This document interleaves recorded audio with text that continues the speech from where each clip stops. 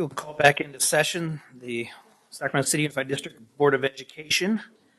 At this time, we will have the Pledge of Allegiance. The Pledge of Allegiance will be led by Miss Nevaeh Jordan, a sixth grade student from Golden Empire Elementary School. Is Christina supposed to read that? If you want to. Good, I hate doing that. Good.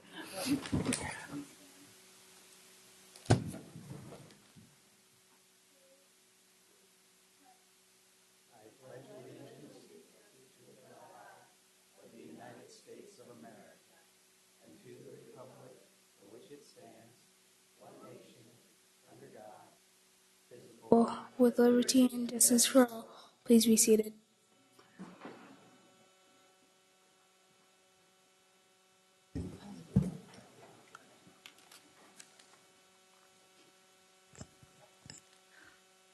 Nevaeh Jordan is a sixth grade student at Golden Empire Elementary School, where her hard work, determination, and leadership has been recognized by her peers, faculty, and staff. Her continuous pursuit of excellence in the classroom and beyond has been challenging, and she has encountered multiple obstacles that would discourage most people her age. After enduring issues with her biological parents and living in foster care for 5 years, Nevaeh was recently adopted by her aunt, and instead of succumbing to her challenges, Nevaeh has persevered with a purpose to succeed. Nevaeh is a standout leader amongst her peers and was elected at her school as the student council president.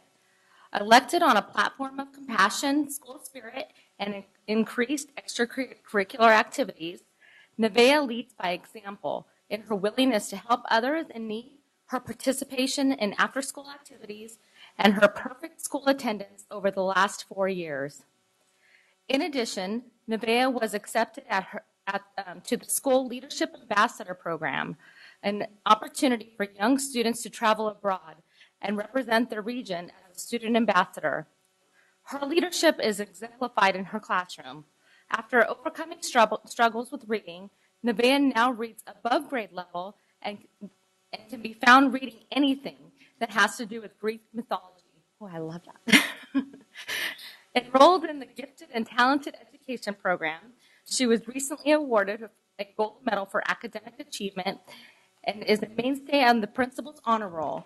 Her academic success is attributed to her determination and her hard work, and the expectations reinforced in her home. With all of her responsibilities as a leader and a stellar student, Nevaeh still finds time to mentor her 4 siblings, volunteer in community cleanup efforts, and also plays on the community soccer team called the Misfits.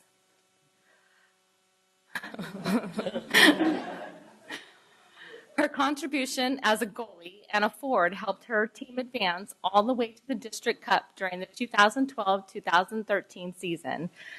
Nevaeh is committed to excelling beyond her initial circumstances and possesses the essential work ethic to achieve whatever she sets her mind to do. Most recently, she has declared her intent to cure cancer and spent her entire winter break researching the topic. The Sacramento City Unified School District is proud to recognize Nevaeh Jordan as the stellar student.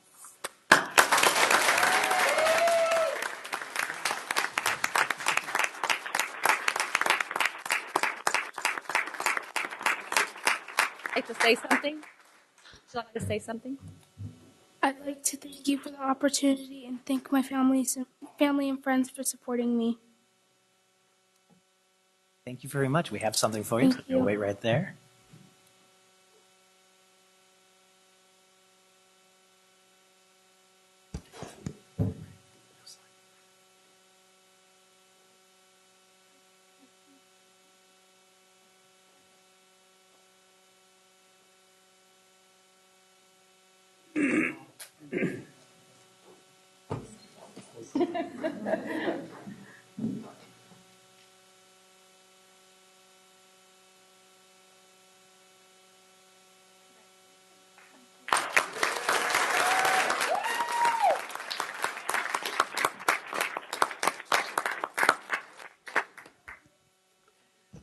This meeting of the Sacramento City Unified School District Board of Education is being videotaped in its entirety and will be cablecast without interruption on Metro Cable 14, the Government Affairs channel on the Comcast SureWest cable system.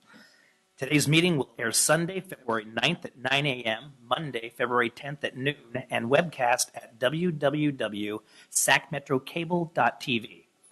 Members of the audience wishing to address the board should fill out a speaker identification form located in the back of the community room and give it to Chief Communications Officer Mr. Ross, to my right. Prior to the conclusion of the item's presentation, please speak into the microphone when addressing the board and state your name for the record. Responses to questions by the public will be posted on the district website prior to the next board meeting. Please limit comments during public comment to items not listed on the agenda. If you are found to be commenting on an item that is on the agenda, you will be asked to defer until your agenda item comes up. Please turn off all cell phones or place them on silent or vibrate. Announcements of action taken in closed session. None, Mr. President. Thank you, sir. Agenda adoption. Moved by Vice President Wu, second by Vice President Pritchett. All those in favor? Aye. Opposed? Abstained? 7.0, public comment. Mr. Ross, do we have any cards? We do. We have 5 comments on 7.0. I'll read the names, and if folks can please line up in the order you're called. Sonia Martinez, Max Mendoza, Darlene Anderson, Angie Sutherland, and Grace Trujillo.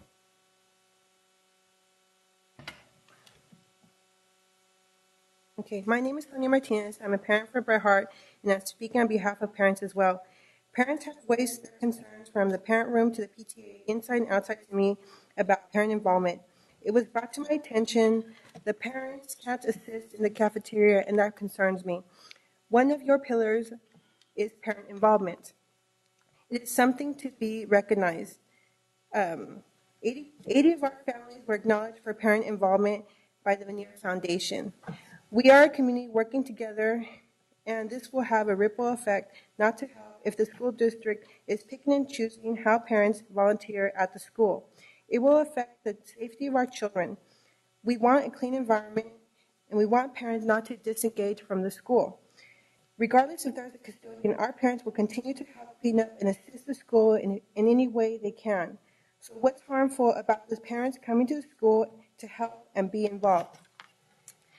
Can we work together to promote parent involvement instead of discouraging parents from being involved? Thank you.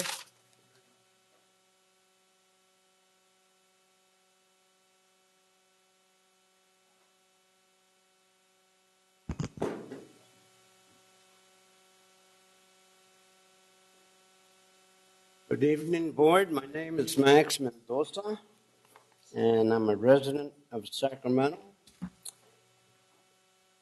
Mr. President Kennedy and Superintendent Nugush.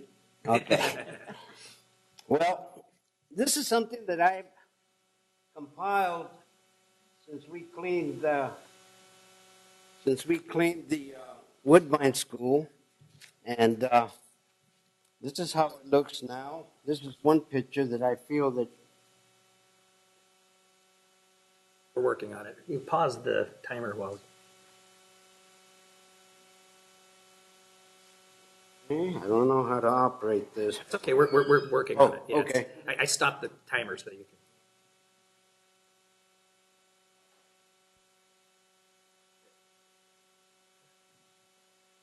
Okay. Oh, I didn't want to show that one yet.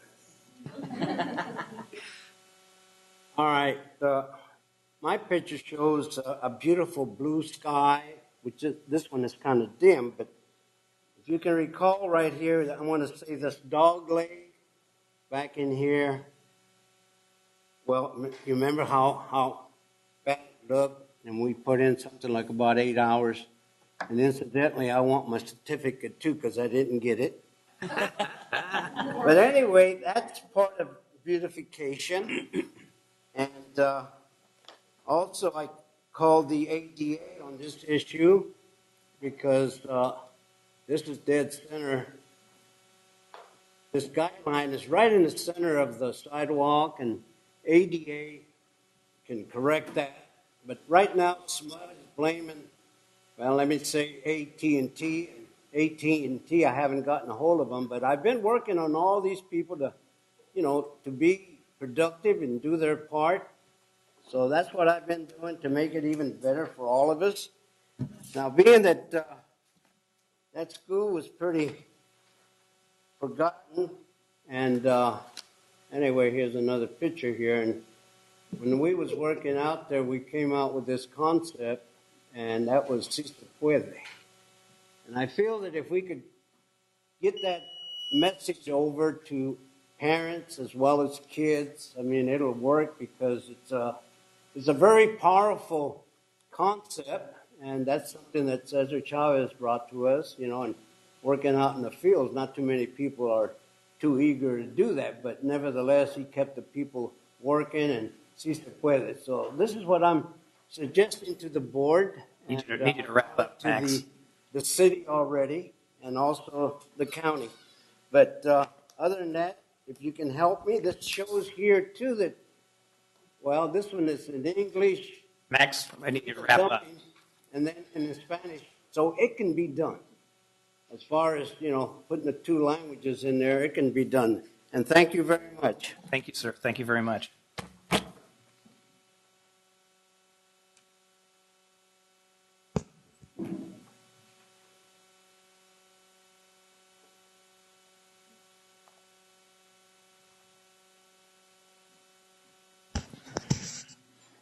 Good evening, Darlene Anderson. I come to you today with a clear understanding about public education. It is a service, but the board establishes the policies. The board establishes the policies around education and educational rights. So if the board established a policy and approved a job description to say that you don't have to have any special kind of credential to do discipline in Sac City Unified School District. So you have classified people that are over discipline issues. And I was really frustrated when I found that out, because I thought you had to have an administrative credential. I'm finding out that you don't. So a classified person is just going around from their limited perspective with no training, documenting children, and creating a history that will follow these children for the rest of their lives. But if they're biased, and it looks like to me that they have been biased, African Americans are the ones who lead in Sacramento for discipline issues. And so how did that change? People say, well, where are the black people? Where are the black parents? How come they don't come out? I think they don't come out because for the same very reason I've been coming here for more than 15 years, talking to the board about my concerns and being ignored. As a citizen, I too voted. I voted to have my voice represented. As a parent, I signed on the Con App so the district could get money and funding. I participated in my school site council. I participated as the DAC chair, and I understand the rules. But if the rules don't represent children who look like me, then I say their parents need to understand that they too have to hold you accountable to the failure of this district to provide equal and equitable services to all kids. And that's not happening. I think that this district is in line for a discrimination complaint just based on ignoring the public. And I am a citizen too. Thank you, Ms. Anderson. Mm-hmm. Thank you very much.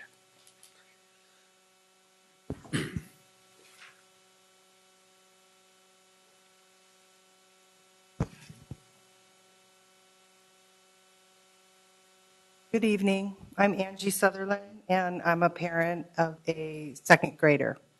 And our district is in the process of engaging the community in order to develop the LCAP.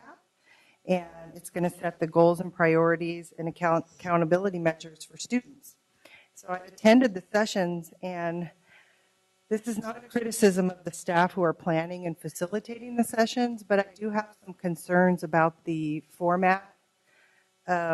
However, I did attend the PEV training session today, and I thought it was great, and I'm really looking forward to that process. I think it's going to help a lot. However, the structure for the LCAP Advisory Committee, it doesn't really feel like an advisory committee.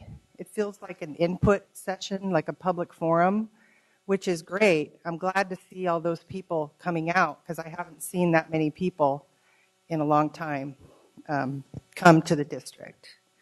But I do feel that an advisory committee is set up a little bit differently in the fact that they do a more in-depth analysis of the issues. They have data and tools to kind of have an understanding of the different needs, rather than just sort of like a brainstorming, hey, just spit out whatever ideas you have.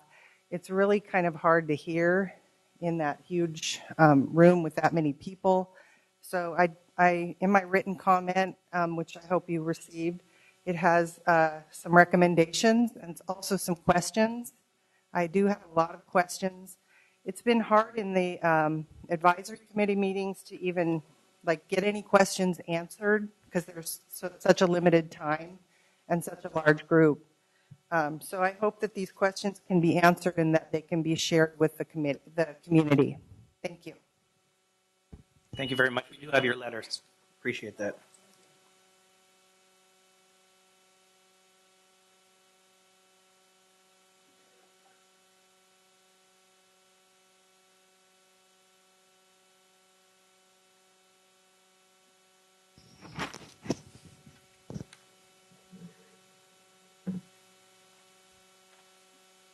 Yes, please. Can you have the phone?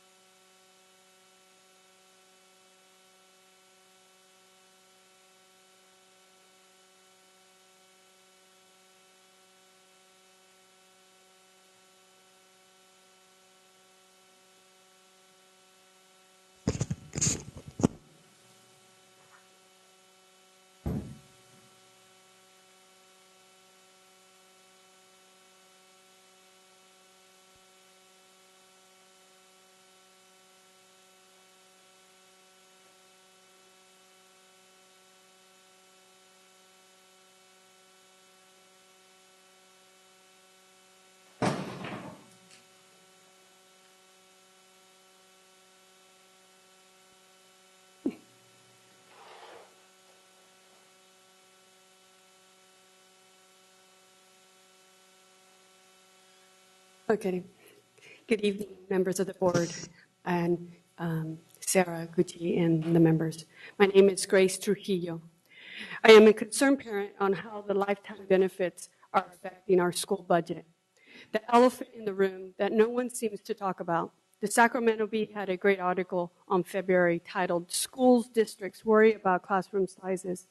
There was a chart showing the different districts and their class sizes. The one that caught my attention were the Sacramento School Unified with 32 kindergartens and Washington District with 20 K-3s. The Sacramento Bee did not go into detail on how Washington District is able to have smaller classroom sizes.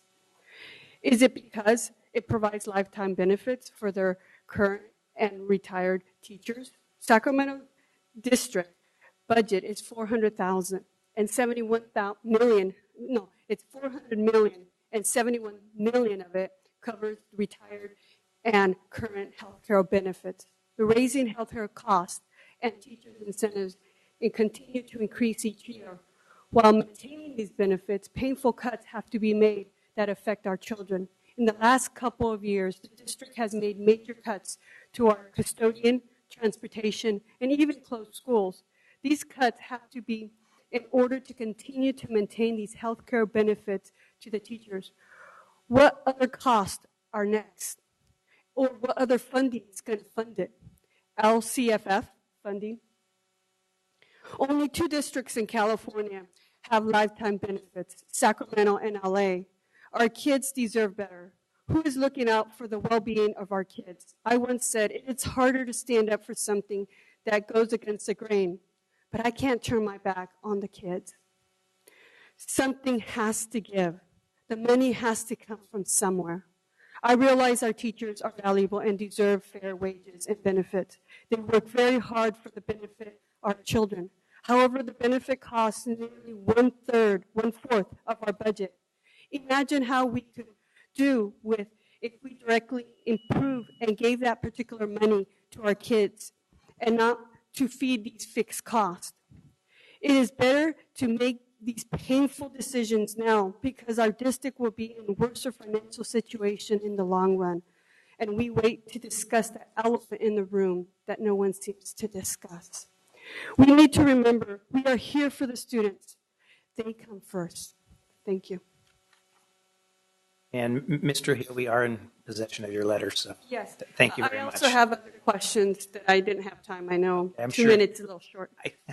And like I said, just like you did policy to change, not to add minutes, you should change policy to incorporate things. Thank you very much. Thank you.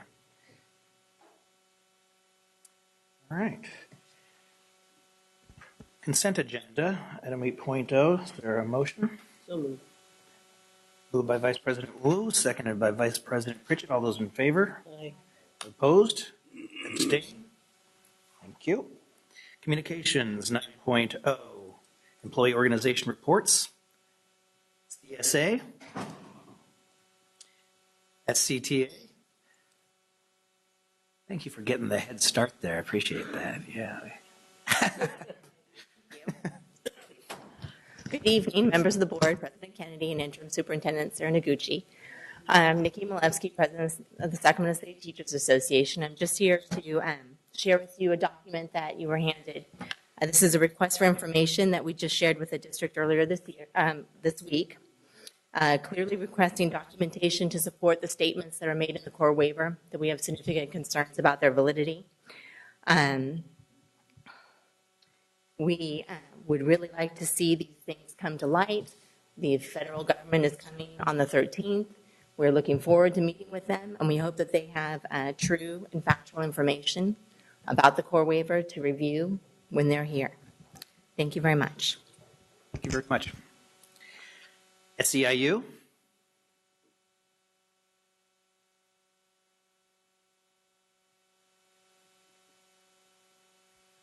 Good evening, President Kennedy, board members, Dr. Gucci, and yes, I'm trying not to be hit by a car in the parking lot today. I just wanted to follow up on the comments I made last time I was here and spoke to you, where we talked about our ability to work collaboratively with the district, our ability to come together in an atmosphere of trust and respect. There's some groups within the district that we've been meeting with on a weekly basis, and we found that ideas flow much more freely, information flows much more freely, and we certainly don't always agree. But where we disagree, we found that we trust each other on the answers. And I wanted to also thank Dr. Noguchi for actually coming down to meet with us, even though I was late to that meeting, and for being available to meet with us more than the prior superintendent was. Thanks. Thank you. Teamsters? UPE. Okay. District Parent Advisory Committees. Community Advisory Committee?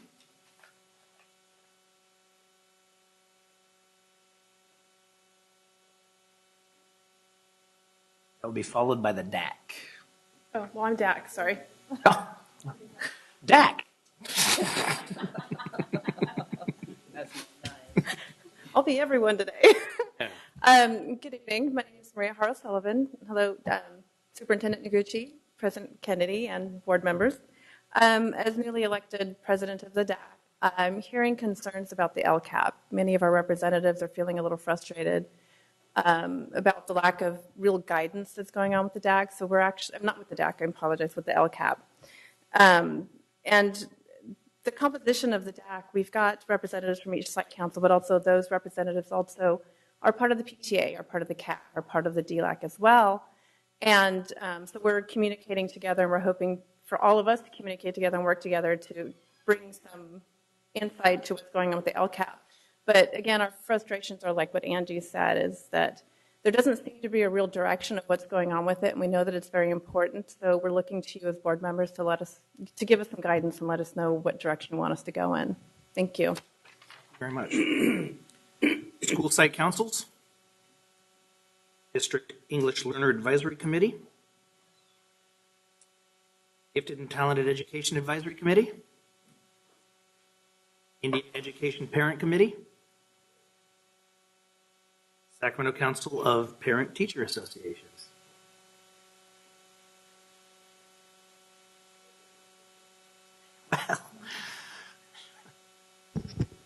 Well, my name is Terrence Gladney. I'm president of Sacramento Council of PTAs.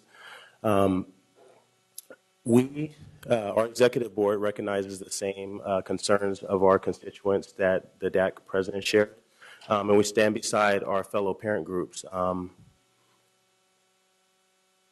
When I'm working with youth, especially youth of color and socioeconomically disadvantaged youth, I tell them that, you define your story. Society may have a perception of what you are, your community or in school you may have an identity that's kind of placed on you, but you can reshape that. And I think that we as parent bodies are reshaping that discussion. And we realize that, the district may call us advisory, but we realize that we're action bodies. PTA since its inception has been an action-focused body. And in line with that, what we realize is that because of the discontent with the process that has gone on around the LCAP meetings, we can reshape that discussion. So what we've done is we've reserved Southgate Library for February 12th from 6 p.m. to 8 p.m. for a parent-led, parent engagement-focused meeting to discuss LCAP priorities.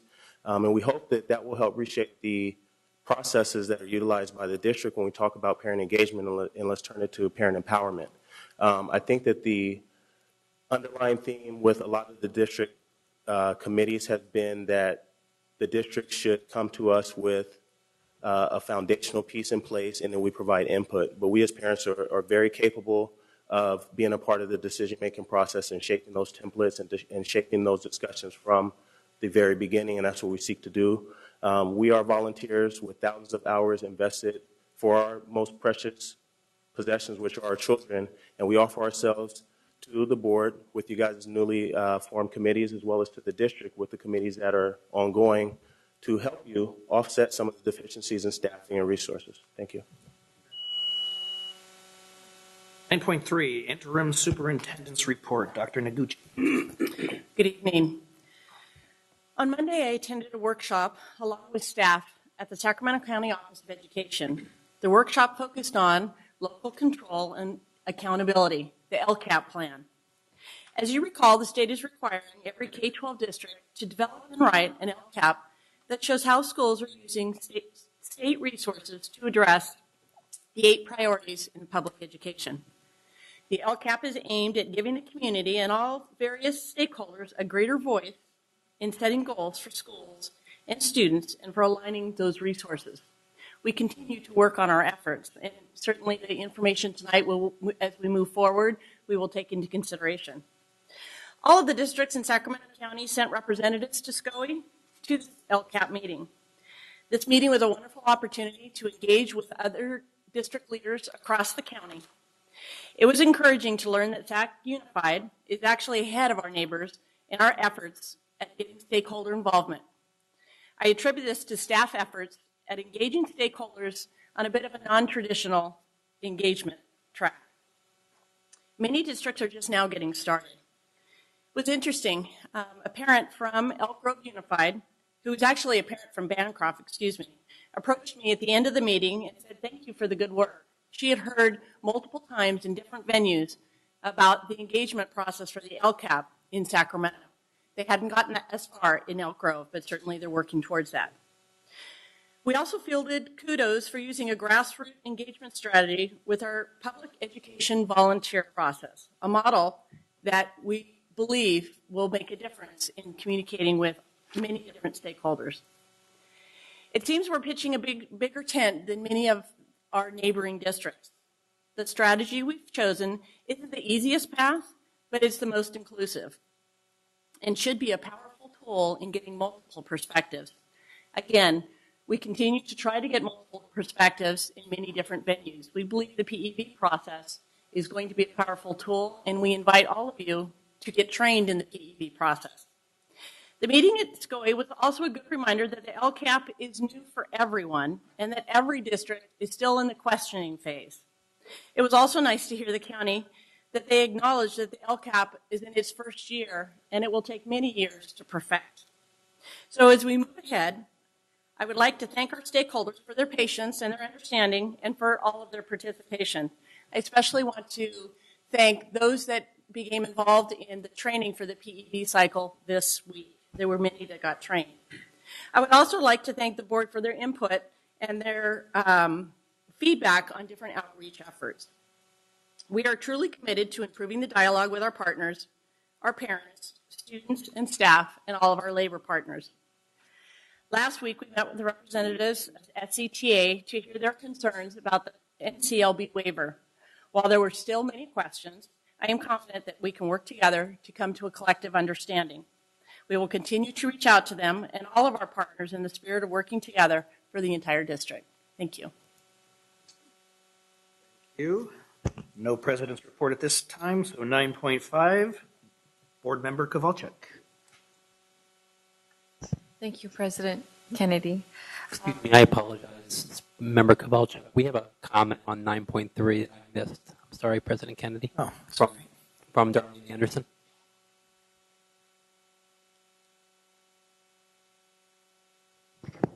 Darlene Anderson.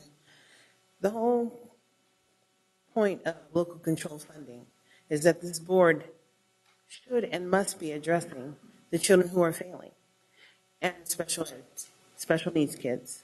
And I don't believe that that's the conversation. And when we talk about the waiver, NCLB waiver, that took away the supplemental service providers for schools because the district said it could do a better job.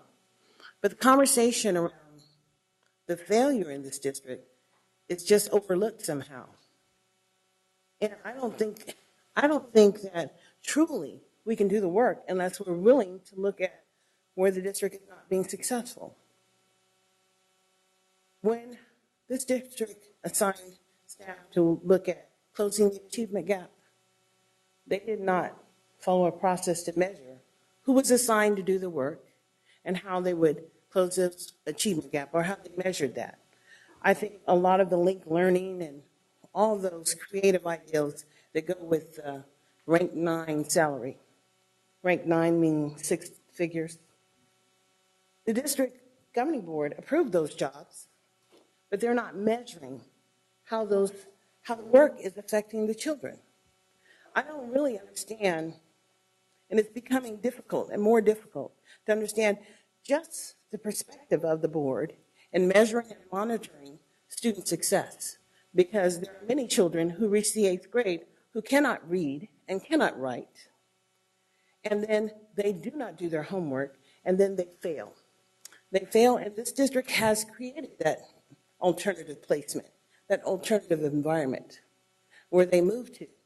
That's really solidifying a caste system, a system where some children, because of lack of knowledge, will never move beyond, will never be citizens, will never be engaged in society, or in society as a dependent to the system. Once again.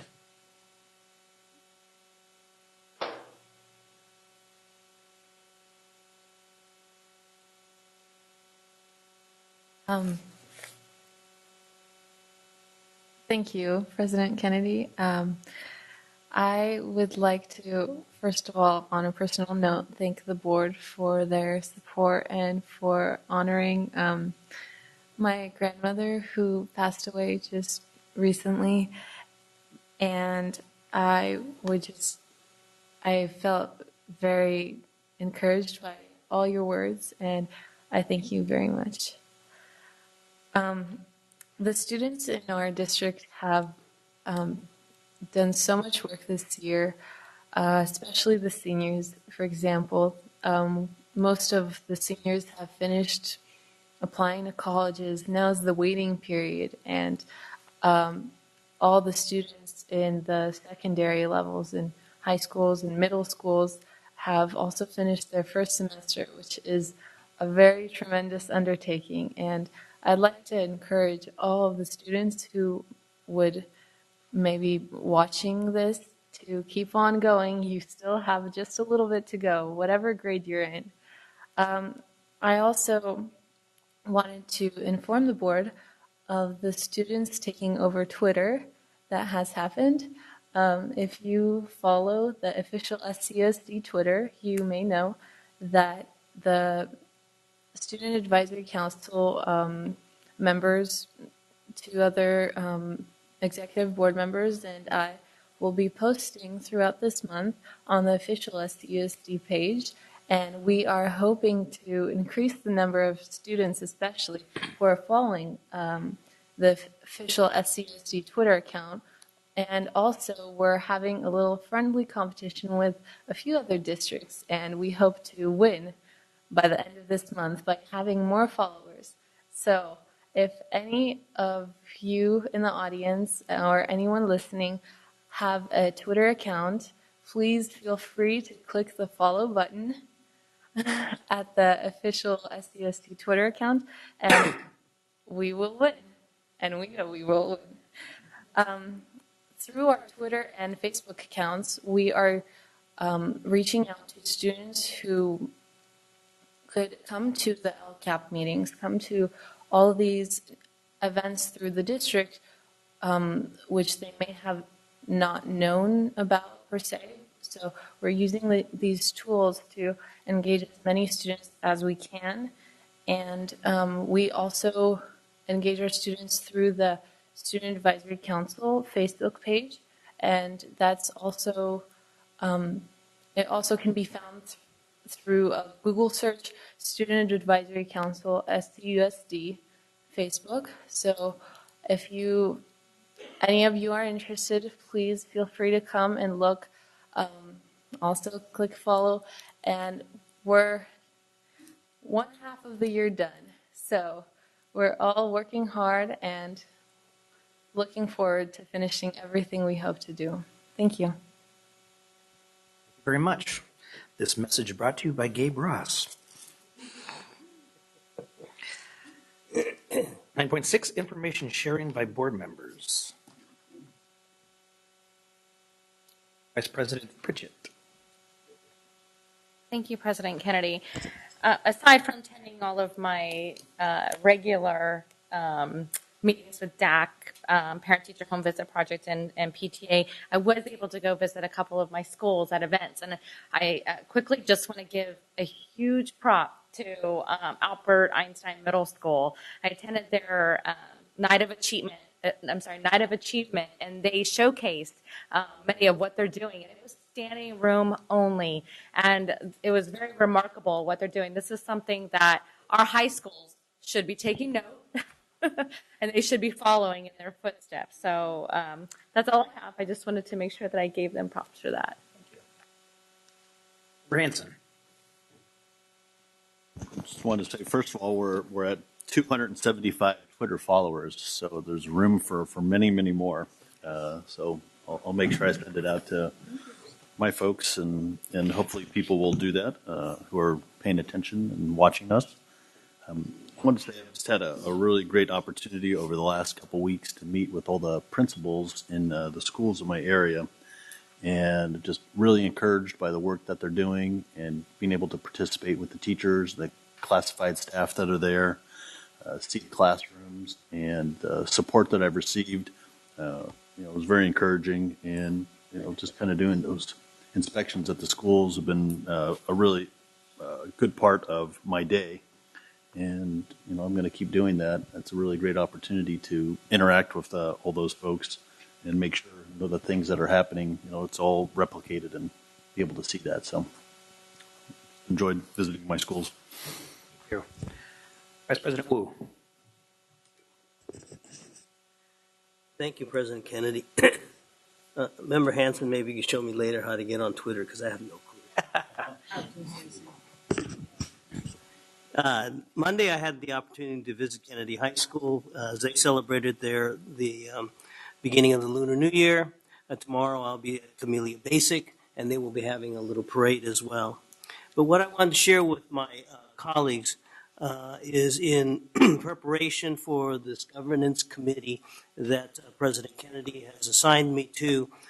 President Kennedy and I and Interim Superintendent Noguchi met with members of the California School Board Association, who are responsible for the governance consulting program. And one of the interesting, since we are a member of the California School Board Association, one of the member services is to share with us improvements in governance practices. And if we decide that this is the route that we're going to go, it's at a very major discount because we are a member, number one. And we'll begin with a confidential individual discussions with each of us board members as to where we are in our lives with respect to governance, and then where we think we would like to be. And then, again, that's a confidential survey, and then CSBA will structure a course tailored to our needs. So that's what I'm going to explore in the next couple weeks, a little bit more detail about that. And President Kennedy, Superintendent Noguchi, if I left anything out, feel free to chime in. Well, I just wanted to, you got it all. I just, as a board, we just wanted to get consensus that we want to continue down this direction. Anything that is developed, and certainly any proposal would have to be considered by the full board, any costs associated and so forth. But as Vice President Wu said, the costs are going to be negligible as this is a member benefit. And I've been approached by members throughout the years that we have been in need of professional development. I think every board should have professional development on a regular basis to fine tune and work on all cylinders. So I was actually quite encouraged and excited by the CSBA approach. I'm hoping that the board agrees that we should continue this dialogue with them and then come up with a proposal that will vet before the full board. Member Hanson. Just remembered two other quick items. Cabrillo Elementary School. Yes, we're done. Cabrillo Elementary School is having its first annual crab feed on Saturday night, so an invitation to my fellow board members if you'd like to come support their PTA work. Should be a lot of fun. And then February 22nd, we're doing the reopening of the McClatchy baseball batting cage, which I'm sure too many folks read about, but we did the right thing, and it turned out incredible. So the community is really excited about that, and I think it'll be a great addition to McClatchy and to all the folks who use that facility. Thank you very much. 10.0, 10.1, approve resolution number 2776, recognition of February 19th, 2014 as Day of Remembrance. Vice President Wu. Thank you, President Kennedy. The Day of Remembrance is an annual observance of the signing of the Executive Order 9066 on February 19, 1942 by President Franklin D. Roosevelt. Presidential mandate that ordered anyone of Japanese ancestry, over 110,000 people, to be detained in detention camps during World War II. The Day of Remembrance serves as a reminder of the treatment endured by Japanese Americans under this executive order and the need to protect the civil rights of all people. I have before us and in our package Resolution 2776, which is the recognition of February 19, 2014 as the Day of Remembrance, and I would urge approval by my colleagues for this resolution. Is there a second? It is moved to approve the resolution for the Day of Remembrance by Vice President Wu and seconded by Member Hanson. All those in favor? Aye. Opposed? Abstain? We have approved resolution number 2776. Vice President Wu? And it would, thank you. It gives me great pleasure. We have a resolution, and it is we have identified Ms. Miro Tsukamoto as the chair of the local chapter of the JACL, but she cannot attend today, so I'd like to call up Ms. Marianne Miao.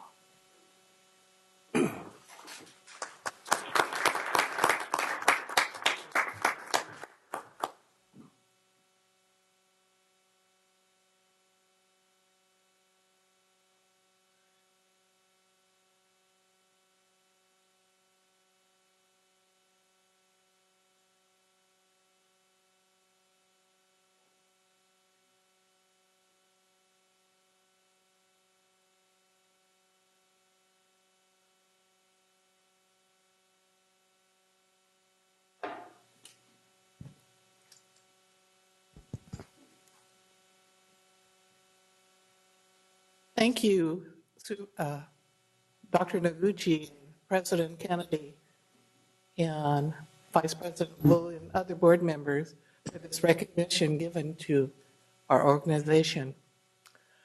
The Day of Remembrance, if you go through the History Museum now, you can see it. See well, you can't really see what they were faced with, but you can see what they did with their time. The women collected shells, made brooches. The men made furniture. There was even a washboard there, made out of wood. And the pictures, them playing baseball, the hospitals that they set up, all by the internees. And they have tours through the facility for elementary school students. And they have docents there that will tell them what the pictures represent and, you know, what the people were doing at the time. I mean, it's pretty hard when you're told, put everything in one suitcase and get on this bus that had darkened windows. So you didn't know where you're going. You know, people left the valley and they were sent out to the desert. They were sent to Arkansas. They never left California. So, you know, Arkansas is nothing like California. Neither is Idaho. But they struggled, and when they came back, they had to reestablish themselves. Now, that was difficult, too, because there were signs all over that said, no Japs allowed. So, you know, but they didn't do like we do now and get up in arms and push cars over and burn the cars and hit the people. They just worked hard. But being a product of, or graduate through the Sacramento City Unified Schools, I'm really proud that we're doing this to recognize the efforts of the Japanese Americans. Thank you.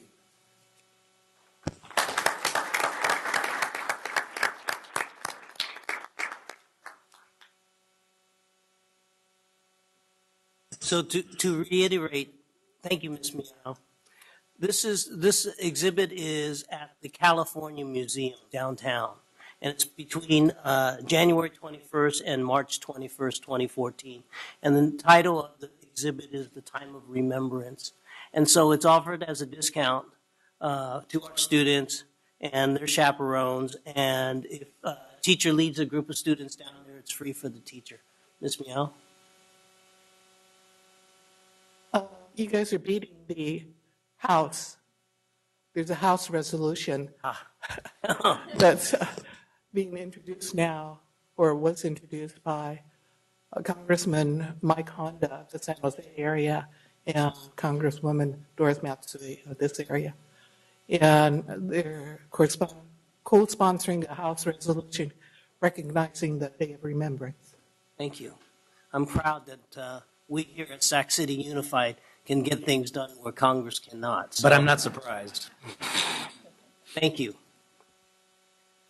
Thank you very much. I actually have been to the exhibit, and it is extremely impressive, and I encourage all the board and others to go. It's really, really moving. 10.2, attendance and chronic absence. Ms. Cummings? Dr. Cummings? No? Okay. You just put your name on it? Yeah.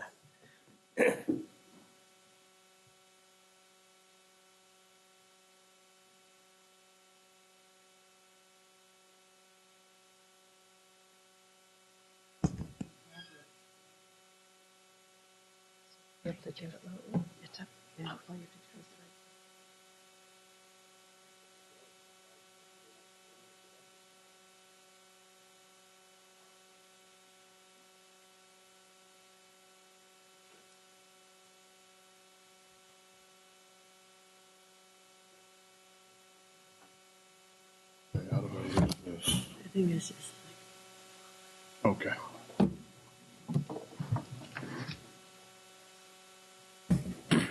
Good evening. Good evening. President Kennedy, Dr. Noguchi, board members. My name is Kenneth McPeters. I'm the coordinator of attendance, dropout prevention, and recovery. I'm going to go over with you today what I'm doing with the chronic absence initiative, what I'm doing with truancy, and where we're going as a district. See if we can get the slides going here. We're going to overview my attendance office, where we're housed in the Student Hearing and Placement Department, under my boss of Mrs. Lisa Allen and Stefan Brown, and we're going to update the district's project to chronic absence. We're going to overview a couple of things. We're going to take a look at truancy definitions, truancy process, attendance data, Sac City Unified's response to attendance. We're going to look at some short-term goals and long-term goals of this office, and then recovery next steps. As I said previously, we're housed in the Student Hearing and Placement Department, where I have myself, Mrs. Pat Green, Annette Duclos, Debbie, I forget her last name, she's going to kill me. I'm sure she doesn't watch this. Sarah Histimoto, and Lori Robinson, and Mr. Brandon Young in our office. We have some goals and objectives and measures for the department. Let me step back and say that this is my second year in this position, and that my first year was to evaluate previous years and take a look at where we need to be in the future. And so we set up some goals. One of those goals was to improve and increase the level of customer service to our parents and our schools. That's the primary message of this entire attendance presentation here. If I had to say that there was one overarching goal, this would be that goal. We must diligently provide improving customer service to our parents and our schools in regards to attendance. The second was to increase the overall attendance district-wide to 98%. That's my personal goal, and I believe that when we have things in place, when we have the systems in place, we can definitely reach this goal. Thirdly is to reduce the overall truancy and chronic absent rates yearly. We also had some major initiatives. Those major initiatives were titled for this year, Every Day Counts. Every day counts. That is our mantra for this year. That's our battle cry, is that we have to have kids in seats and every day counts. We changed the truancy process and procedures to make it more supportive and less punitive. We want to overwhelm our schools and parents and students with support. And we want to support our schools with attendance incentives and campaigns at a district level. The schools are doing things that they can do at their school level, but we wanted to personally see what we could do at the district level to help support our schools. We're going to take a look at some definitions briefly here. There's a two-part process. There's a process by ed code that we must follow. And so I'm going to go over that part of what we do at Sac City in regard to ed code. And then we're going to take a look after that as our response to attendance and chronic absence. Truant. A student missing 30 minutes of instruction without an excuse 3 times during a school year. Truant. A student missing 30 minutes of instruction without an excuse 3 times during the school year. This gets reported to my office. Truancy rate. Habitual truant. A student that has been reported as a truant 3 or more times in a school year. Student that has been reported as a truant 3 or more times in a school year. Taking also a look at the truancy rate. Truancy rate is the number of students divided by the number of truant students divided by the total student population. So a school enrollment of 600, if they have 300 truants, their truancy rate is, of course, 50%. The SART stands for Student Attendance Review Team. This is a process that's held at the school site.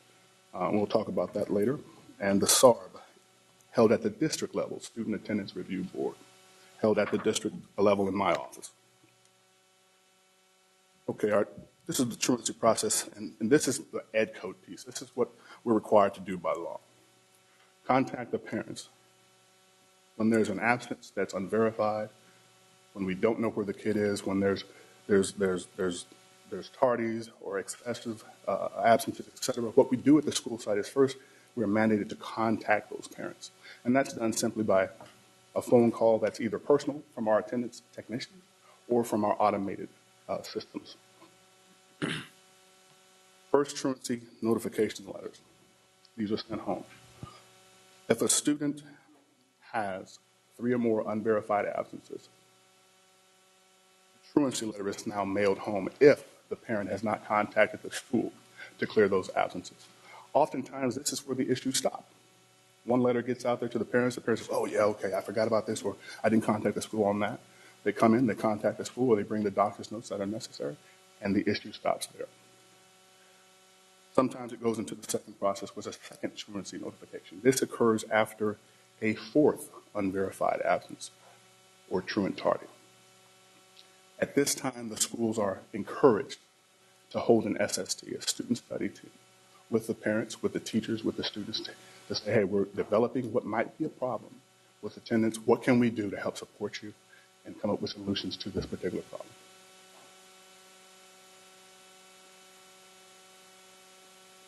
When that process doesn't work, we send out a third truancy notification letter is sent home. With this third letter, there are 2 things. The school is now encouraged to hold what we talked about earlier was a SART, School Attendance Review Team.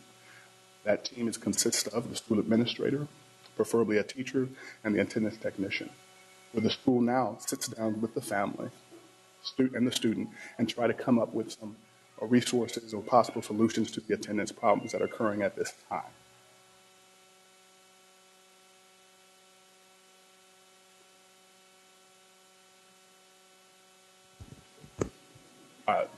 I think my voice can go over this. Along with that third letter, there's an invitation to the PAC meeting. That PAC meeting stands for Partners Against Chronic Truancy. This is a partnership with the District Attorney's Office, Department of Human Assistance, Child Protective Services, the district prosecuting offices, and lastly is the judge of the truancy court. And what we're trying to do at that particular meeting is get with those parents that have reached this level so that it stops at this level. We're wanting to inform them and let them know and give them a heads up that this is what happens if it goes further. And so we're trying to initiate communication with these parents and let them know how they can communicate with their schools and the need of why they need to go and communicate with these schools to let the process end here. Next week, there's the SART. This happens at the school site with the third letter. One of 2 opportunities to work with our parents at the school level. Our schools held 1,322 SARTs last year during 2012-2013. The SARB, Student Attendance Review Board, after the SART contract is violated, that process doesn't work, this is another step. Now, when I talked about revamping and making the process a little more amenable, this is what we did at the SARB. The process of what am I trying to say? The purpose of the SARB is not to be punitive. It's our last step at the school level to provide the families with support. We have a SARB board that consists of resources. Everyone at the table has the ability to provide the family with a resource. And one of the things that I think is indicative of our SARB is that not every parent leaves with a contract. We offer the opportunity to work with the family. We offer the opportunity to let the resources that we provide at that particular time take effect. That's the most important thing. If we can let those resources work first, we don't need the SARB contract to begin. And if that particular progress does not work, we end up in truancy court with the district attorney. Let's take a look at some of the attendance data. Currently, the truancy rate 2011-2012 was 33.9%. Last year, it reduced by 4% to 29.9%. Currently, we are more in line with Sac County and the state of California with our truancy rates, who are at 29% collectively, both of them. Taking a look at the average average cumulative actual attendance through month 4, which ended in December. In 2011 and 12, we were at 96%. 2012, we were at 95.98, and we are currently at 96.06. So that's the part that's covered by Ed Code, our requirements. And so what are we doing? What are we doing differently here at Sac City? We improved and increased the level of customer service to our schools and parents. We simply pick up the phone, answer emails in a timely fashion. We problem solve for the schools and return with options and answers. Established a monthly attendance quick tips and newsletter for all attendance technicians. This allows a way to stay in touch with the attendance technicians who are the first point of contact when working with parents, and provides information and reminders as related to attendance. We do that monthly. We increase the availability of the student hearing and placement department and the attendance office to provide on-site support. Basically, we take the attendance office to the schools as often as we can. We meet with them at their sites, train staff on-site, and directly work with all attendance needs when necessary. We increased our SARB board from 4 members to 14. Some members include the Sac State Social Work interns supported by our Connect Center, California Department of Corrections, members from the Youth Development Office, Integrated Support Services Office, and the Sac State Counseling and Diagnostic Services Director. We renewed partnerships with the Department of Human Assistance and Child Protective Services, and we formed a partnership with the California Department of Corrections. That partnership was formed at their request. They came to me and said that over 84% of California inmates have had attendance issues or are dropouts. We want to sit on your board and we want to warn parents. We want to warn students about this trend. And we want to do what we can to support your board and change this trend. And that's has been a very valuable partnership.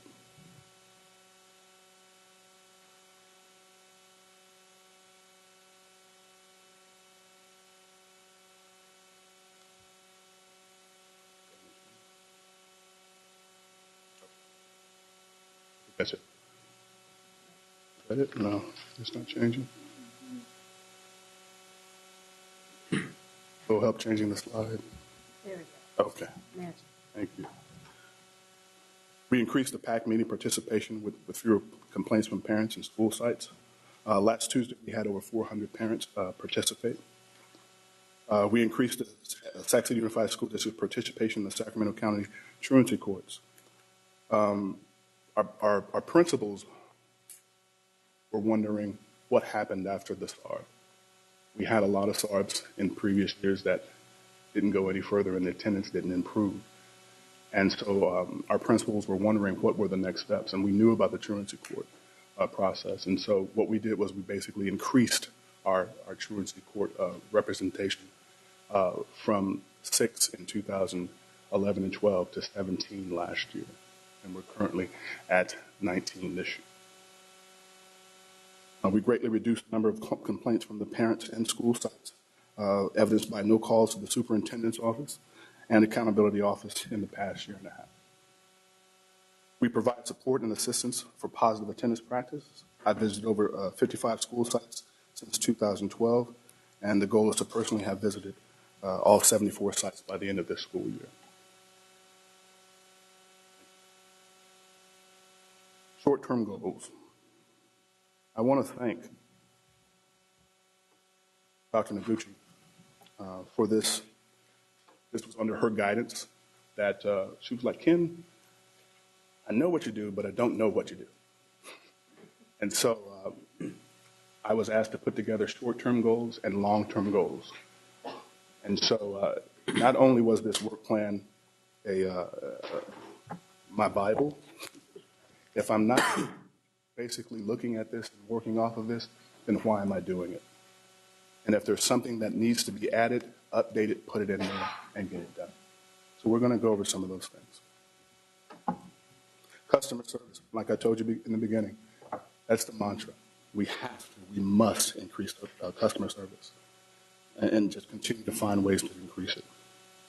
Attendance training. Our attendance technicians have not had a training in over 2 years. And if you think of this, that our data is only as accurate as the individuals that input it, then we constantly need to make sure that we provide our attendance technicians and our schools with the information that they need to correctly put in this particular data. We had a need for a collective, how do I put it? There was so much stuff on our websites that our attendance technicians were going here for one piece of information and there for another piece of information. We worked over the summer and we collectively put together an attendance toolkit where everything related to attendance is in one folder. They can open that particular folder and find what they need with ease. Again, customer service, helping make their job easier. Our newsletter we talked about. Evaluation. We actively solicit constructive feedback from school administrators and attendance technicians. We use their feedback to improve existing procedures and or create new ones. Incentive campaigns. This is the fun part. Folsom Prison Project. Folsom Prison is one of our partners. They refurbish bicycles. And so we thought that at the SARB, sometimes one of those resources might simply be a bicycle. Might simply be a bicycle. Folsom Prison said, hey, you call us, we'll give you 40 bikes at a time. We get those 40 bikes, we house them, and we use them as necessary. We have put this out to principals. I've had some principals contact me and say, you know what, I need a bike. I think we'll alleviate a lot of our attendance issues right now with this particular student if you can get me a bike. We get that bike for that student, provide a helmet, the family signs a liability form to release us of, if we didn't fix the bike, so they provide us with that form, and then oftentimes this helps alleviate the problem. Get Schooled. Get Schooled was a nationwide attendance campaign from the Bill and Melinda Gates Foundation and a partnership with Taco Bell. And what we did this year was I partnered with the Youth Development Office, and we went out to 10 schools. There were, I believe, 6 middle schools and 4 high schools that participated in this national-wide project to basically inform kids about the need of positive attendance, among other things educationally related, but this was the goal. At the end of this, Will C. Wood won the major prize, which was $5,000. And so that will go to their attendance campaign, and Hiram Johnson was in second place with $1,000. Let's go to the next slide in the essence of time.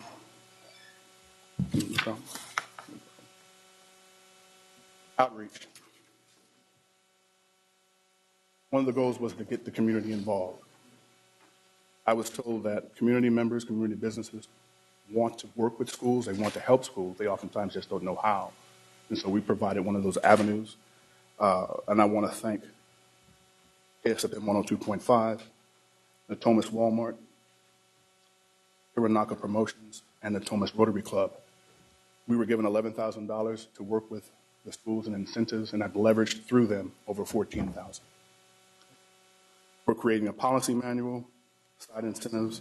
We're going to review our SART data. We want to look and see how effective are our SARTs at our school sites. And then revenue. We want to explore ways to recoup revenues due to lost ADA. I would be visiting on Saturday Napa Unified. They currently use a program that a company that helps them recoup their lost ADA by holding Saturday schools. And so I will be visiting that to gain more insight on how to do that. Okay. Next steps. Continue to increase the level of customer service again.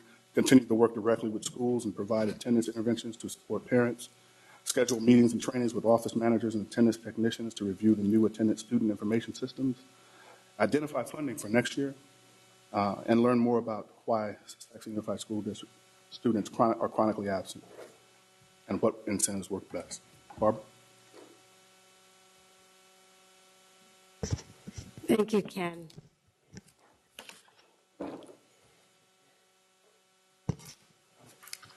President Kennedy, board members, and Superintendent Noguchi, thank you for the opportunity to come back to talk with you about chronic absence.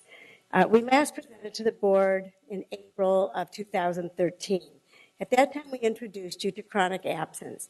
Tonight, I will bring you up to date with the work we have been doing since April. Basically, we're going to go over what is chronic absence, why is it important, the district's project on chronic absence, research on chronic absence, including analysis of SUSD data by UC Davis, understanding the reasons for chronic absence, and testing of models to address chronic absence. We'll also be looking at interventions and best practices, partnerships within and outside the district, and next steps. So what is chronic absence? You've already heard from Ken that truancy refers only to unexcused absences. And typically this has evoked more of a punitive approach. But as you heard from Ken, there's a concerted effort to try to make a shift and emphasize a little bit more on a positive approach. Chronic absence, on the other hand, is missing 10% or more of school for any reason. And outreach and supportive problem-solving responses are encouraged. So why is chronic absence important? For starters, and obviously, it has a direct impact on educational outcomes. And secondly, we know that students not attending school pose a risk or a threat to the community, and it puts them at risk for negative behaviors. Chronic absence costs in learning, but also in revenue. This year, as you've heard a little bit about LCFF a little bit earlier, this year there's an accountability factor as outlined in the local control funding formula. This next year, the district will be held accountable for tracking chronic absence as a measure for student engagement. This was one of the key measures identified by the state for the student engagement priority. Other reasons it's important is students chronically absent in both kindergarten and first grade are less likely to read proficiently in third grade.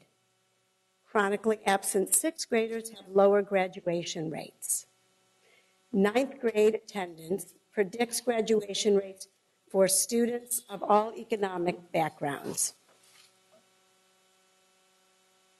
Poor attendance is associated with increased sense of disconnection from peers, teachers, and schools, tobacco, alcohol, and drug use, future financial hardships such as unemployment.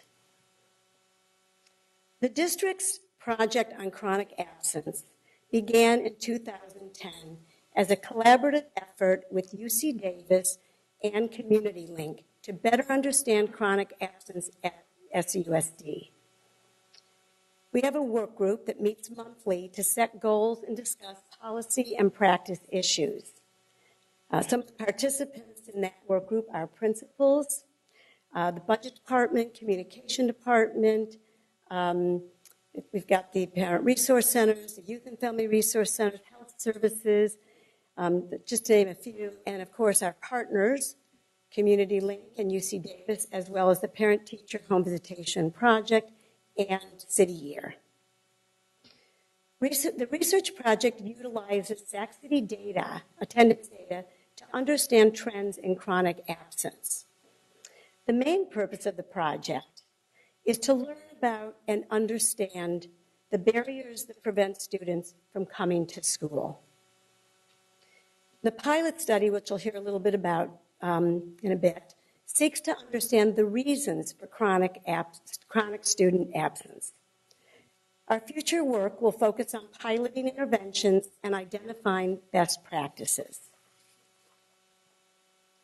You might remember that last year we shared analyses of district chronic absence patterns based on 1 year of data from 2010 to 2011. We've now begun looking across 3 years of data. So you may want to just take a couple of seconds to look at that. The blue line is 2010-11, the red 2011-12, and the green 2012-13.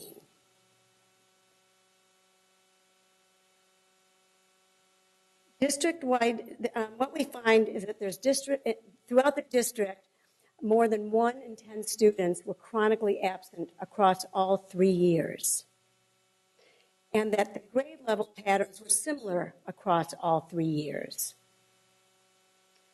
What this data shows is that for the most part, the trends are consistent with higher levels of absence in kindergarten and first grade, dropping and leveling off to below 10% for second to sixth grade, and beginning to rise again in seventh grade and continuing to move higher levels as the grades increase.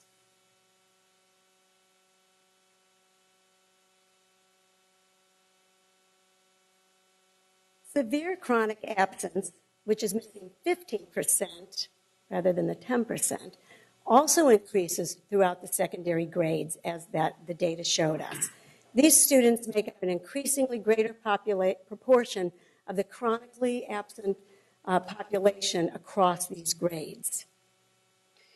So what we're learning is that we may need to pay attention to who makes up this population that's missing school at especially high rates, and why that population is growing as students age.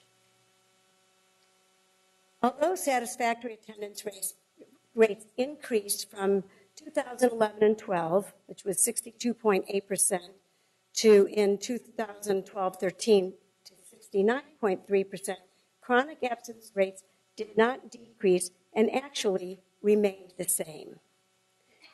To learn more about this, we've launched another inquiry into chronically absent students' attendance barriers. In this research project, we are building on existing district programs to learn about chronic absence. We're attempting to build capacity in the following programs to collect information about attendance barriers. We're doing this with the Youth and Family Resource Centers, the Parent-Teacher Home Visit Project, and City Year. So there's 3 separate studies that are going on.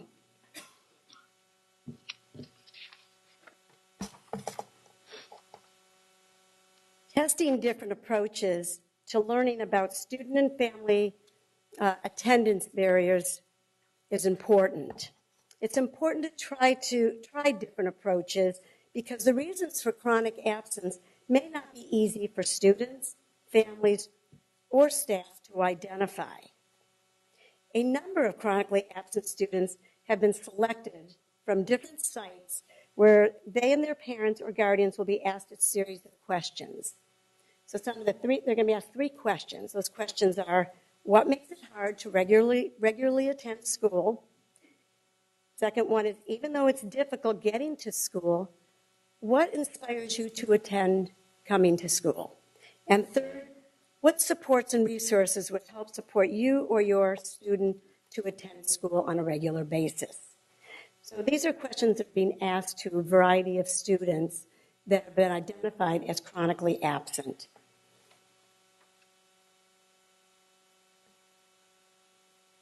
We encourage other schools to, Community Link and UC Davis. Oh, can you go back one, Susan?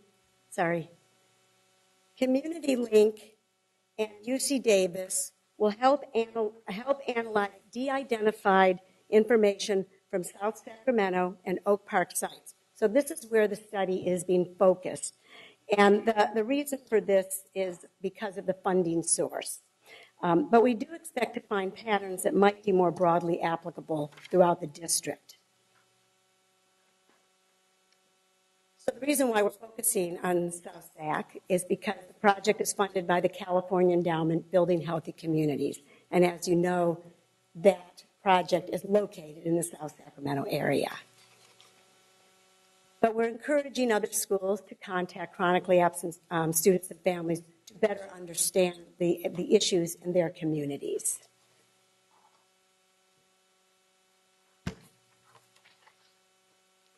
We plan on doing further research to explore the connection between specific interventions and chronic absence rates. We know we need to better understand not only the why, but also the what. What interventions will be effective in reducing chronic absence? Although we are aware of many intervention strategies, this research will help us identify best practices. Currently, we are providing information and support to principals to help them implement strategies and practices to address chronic absence. In fact, we presented to the principals last month at their principal meeting where we shared district-wide data and school site data and discussed what we can do, what they can begin to do. And the first thing is they need to start looking at their data. So we shared with them how they can begin to draw down reports from their school on chronically absent students in Zangle. So that's the first step, to know who they are. And once you know how they are, then you can begin to do that outreach that's so important. Some of the promising practices that we shared with the principals are use consistent attendance practices, and that sort of speaks to a lot of what Ken was talking about, follow that. Review attendance data regularly, reach out to students and families, use positive messages, identify and address barriers, and engage community partners to help provide the supports that the families need. So next steps for us are we are going to continue to do district-level data analysis. We're going to continue to do research to better understand why students are chronically absent. And the study that we're doing now, the data collection will be completed around March, April, and then the analysis will be done by Community Link, and the results of that study will be provided to us in the summertime, at which time we really do hope to share that with you so we can all learn what is it that we need to be doing. We're going to continue to do research and development of best practices. We will continue to support principals and staff, and of course continue to develop partners in our community who can then help us support the kids as we identify what those barriers might be. That's pretty much the presentation, but I would like to make a couple acknowledgments and introduce you to some folks, and I'd like them to stand, please. We have Nancy Erbstein from UC Davis Center for Regional Change. We have Alan Lang from Community Link. We've also worked very closely with Hetty Chang from Attendance Works in Oakland. She's not here tonight.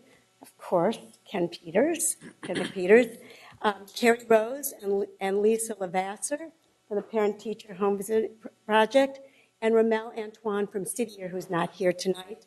But also I want to acknowledge Lawrence Schwecke, who's been involved in this project as well. So with that, we're finished with our presentation. Questions of the board?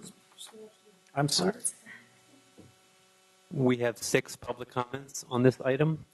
If our first 4 speakers can please line up. Darlene Anderson, Crandall Rankin, John Taylor, and Liz Guillen. Good evening, honorable board members. The SARB is a volunteer process. This district started doing the SARB some many years ago, but it's volunteer. We didn't never have to get into it. But now we're into it. We are truly into it. It start the clock so that what? Okay, thank you. Don't want to run out of time before my time is up. So anyways, as it is a volunteer process, I can see that we're truly living up to it. It seems that our schools are more prisons than educational agencies. They document children. They document children to where they cannot function in a family. When the families don't have the resources or skills to raise families, well, they document that too, working with CPS and all the other host of people, even now the prison. My goodness, education, what is it? I ask myself that question nowadays because it is a service that should entitle a child to get an education, academic, so that they can participate in society. But I see it as a documentation Children leave here with a history of dysfunction, moving right onto the prison system, and that's where they stay. I see things can change, but not without community engagement. Our district demands parents to step up, to come and find out why we are starving children. What is the purpose of a SART? How does the SART work? Where is the data? There is no data. We closed 7 schools. I'm sure it's difficult for those children to get to those schools, wherever they are now. We didn't bring any data. No data about the impact of the SART on our community. No data, just no data. And then we're talking about training. We don't have any evidence of what we have done for the past 10 years. Has it worked or has it hurt our community? We have nothing, but we have a presentation talking about community partners who are analyzing data. Our staff is analyzing with community partners, analyzing youth. How does that change the system? Thank you.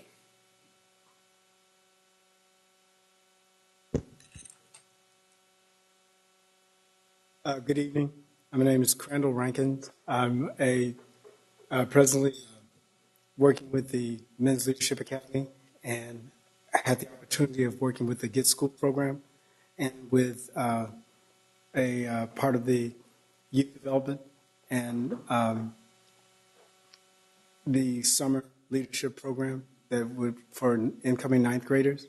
And we actually implemented a new project called Grades Up, which addressed attendance and as well as getting the setting goals for themselves, setting goals for our students to improve their grades, to set a standard, a foundation going into high school.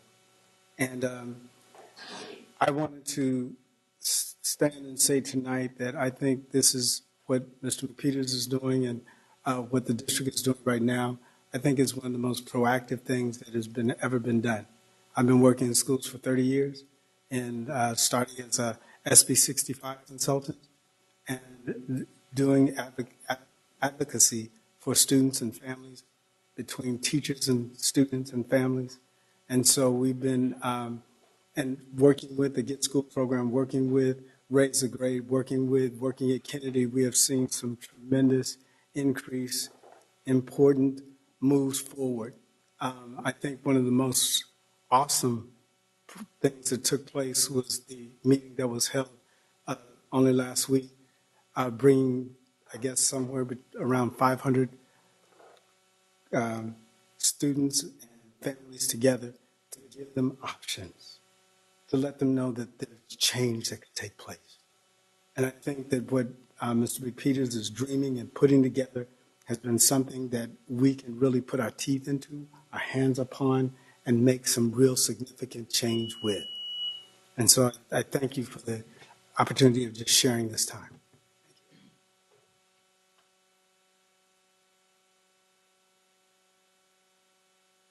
Hi, good evening.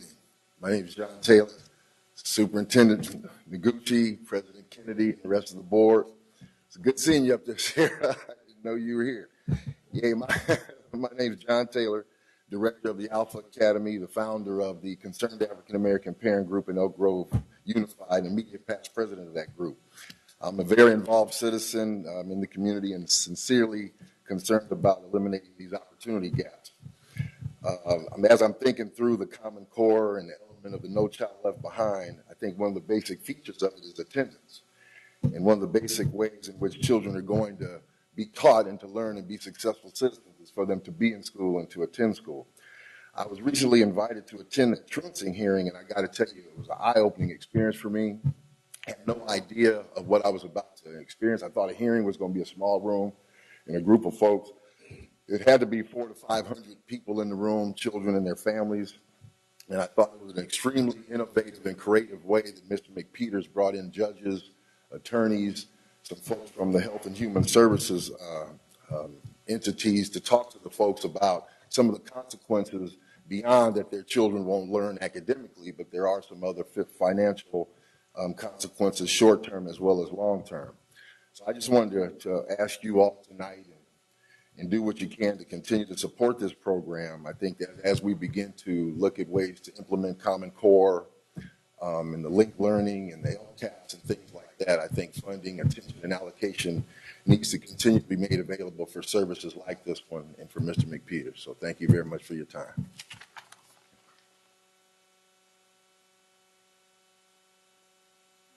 Remaining 17 seconds. Hi, I'm Liz Guillen with Public Advocates. Good evening, board members and superintendent.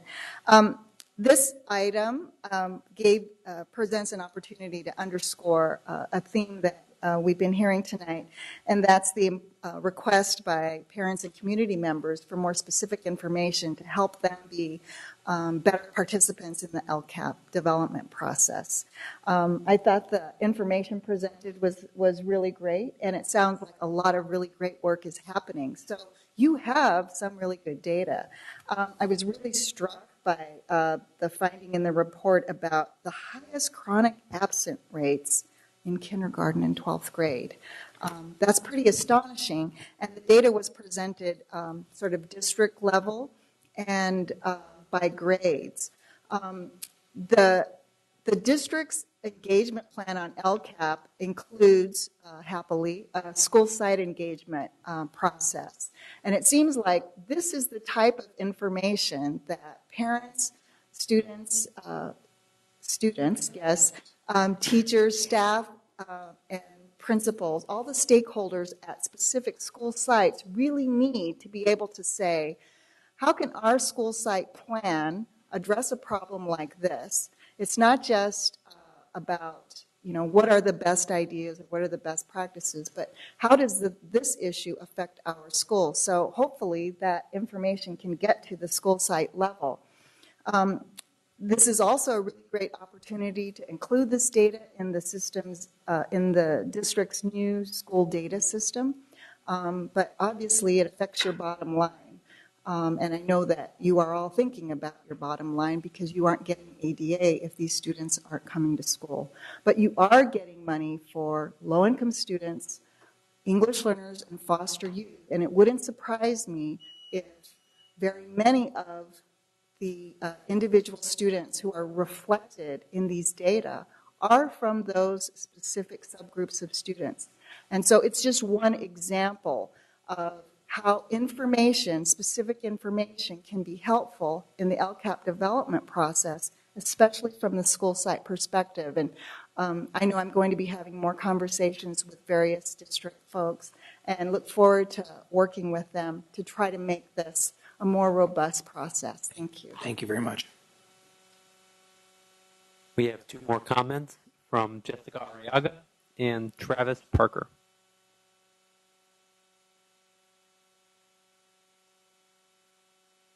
Good evening, board members and superintendent. My name is Jessica Arriaga, and my comments are, my comments are more pertaining that we're doing a lot of data and a lot of research on why there's chronic absenteeism and what we can do to better serve those children.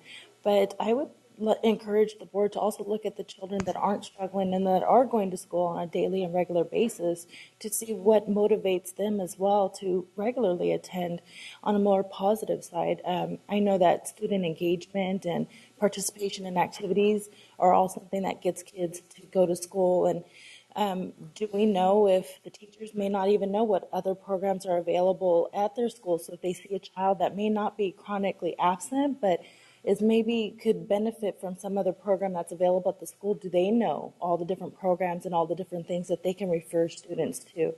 And I know at the higher grade levels, I know that we've done a lot of cutbacks regarding counseling. And I think that's also another opportunity because usually these children are chronically absent. They're probably not doing very well in school, and they probably could benefit from some counseling services. But we won't really know that unless we, as parents, like Liz Gillian said, we have the data so that we can start advocating for our children and we can really start letting the school know what we need. And I really think that it would be important to reach out to the student population, especially the student board, to find out what more can be done to engage all of the students so that we're not hitting them when they're already behind. We need to start capturing them before they get too far behind. That's my comment to you as board members is let's not let the child already need help before we actually get them help and get them services. Thank you.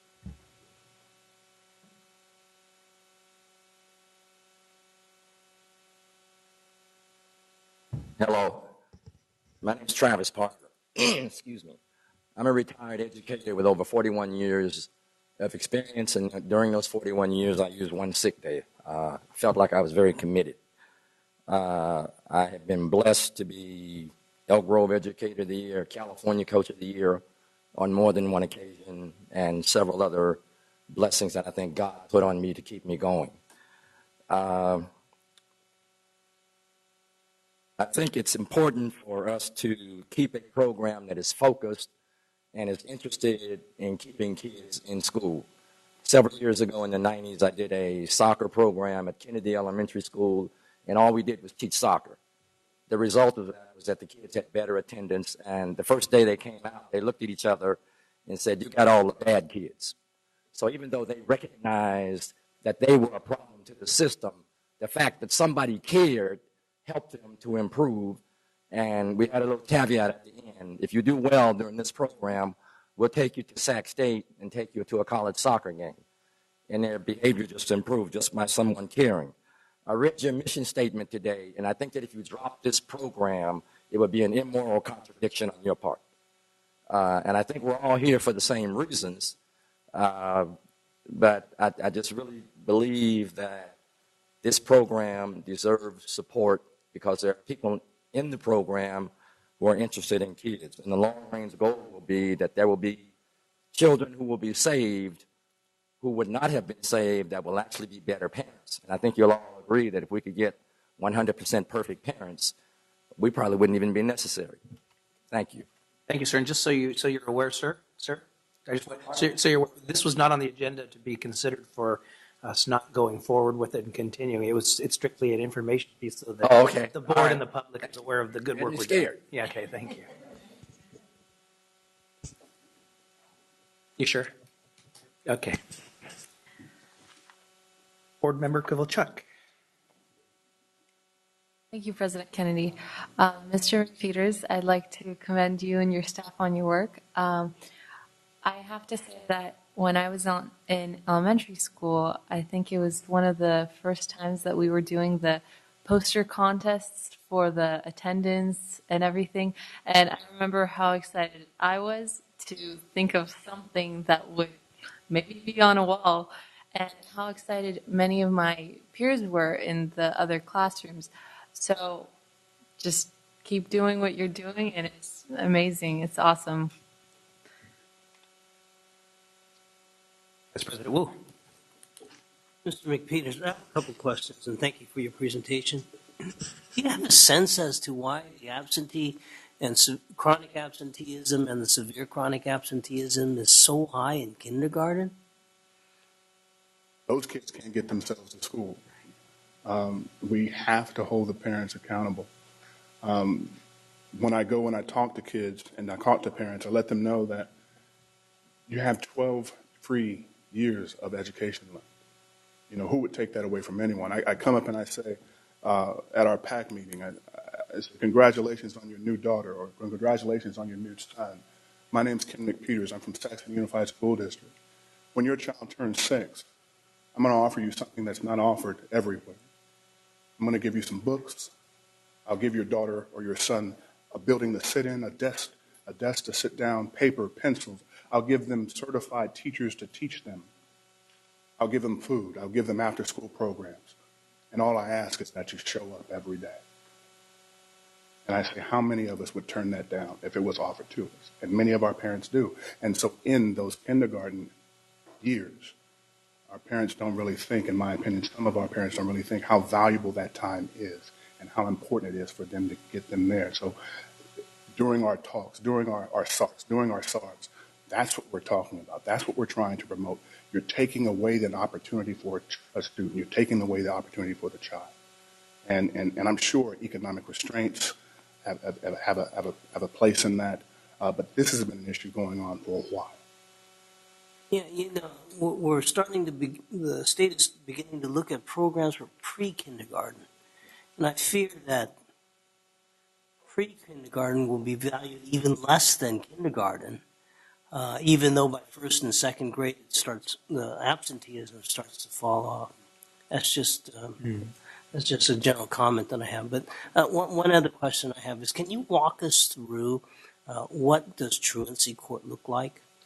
Truancy court is held every third Friday of the month at 8:30 in the Superior Student Court on Kiefer Boulevard. And so what happens when a parent comes to truancy court? We take them to court as the district under an infraction. There are two processes. There's an infraction process, and then there's the more punitive measure of a misdemeanor. The infraction process, the parent has three choices: plead guilty, no contest, or not guilty. If they plead guilty, the parent is fined $100, case is dismissed. They plead no contest. The judge then offers what they call a deferred entry of judgment. And so what that is an opportunity for them to attend a parenting class, and our district uses La Familia because they're free, 6-hour parenting class in relating to attendance. And so before they offer that to the parent, they look at us as the district and say, will we comply? Will we offer that? We offer it every time. We offer it every time. They are then given 3 months to take care of that parenting course. Along those lines of the 3 months, they are then asked to make sure that their children do not have any further truancy problems. They then return to court after those 3 months. They return with that paper that says they've completed the class and the attendance has been improved, case dismissed. If they do not return with that proof of the class or the attendance has not improved, then the parents are fined. For those parents that do not show up for their court, the court issues a bench warrant of $100. And so that's the infraction phase. The misdemeanor phase is, as I look at it, it's for the worst of the worst. Those individuals that have missed 10% of the school year in truant. We have some parents that have missed coming up on 30 days of school, 40 days of school. And so if we want to bring them forward, the district attorney's office takes that case and they say whether or not it's a good case to bring to the court. I'm not interested in bringing those types of cases to the court. I'm interested in trying to provide an opportunity to sit down with those parents, forewarn them as best as I can, and say utilize us as best as you can, and provide some of the resources and try to find a better way around that issue. Member Arroyo.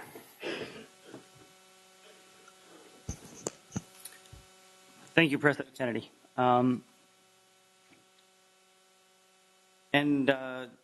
What I have is more of a reminder, more than anything, given some of the previous experiences that I've seen here in the district.